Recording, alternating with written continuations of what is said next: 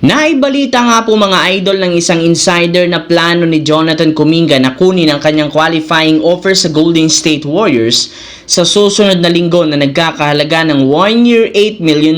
Sa madaling salita, babalik nga siya sa lineup ng Golden State. Pero ang tanong ngayon, bakit nga ba ginawa ni Jonathan Kuminga kahit man sinabi niya noon na gusto niya nang lumipat pa? Well, ayon sa isang insider, wala rin namang plano ang Golden State na magsagawa ng sign and trade kay Kuminga lalo pat wala silang nahanap na magandang kapalit nito. Alam nga ninyo na isa nga siyang restricted free agent kaya sa isang sign and trade lamang siya makakalipat. Kaya dahil dyan mas pinili na lamang ni Kuminga kunin ang qualifying offer upang mas maging madali ang pag-alis niya sa Golden State Warriors.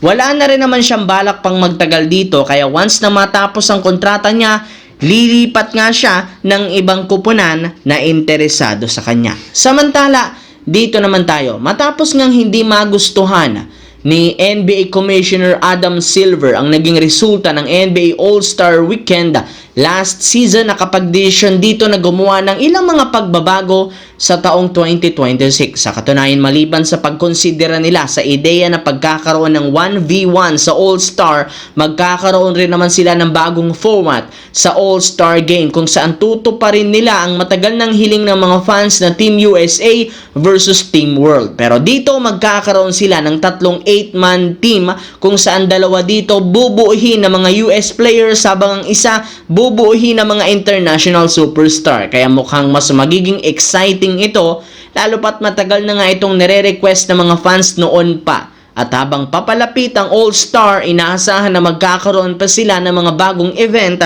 sa nasabing kompetisyon. Samantala, kagaya nga po ng napag-usapan natin, inaakusahan ngayon ng Clippers at si Kawhi ng pagkakaroon ng under-the-table deal nang pumirma ito ang kanilang superstar ng $28 million na kontrata para lamang maiwasan ang cap space ng team. Pero sa ngayon, hanggang akusasyon muna yan since patuloy pa rin naman ngang iniimbestigahan ng liga.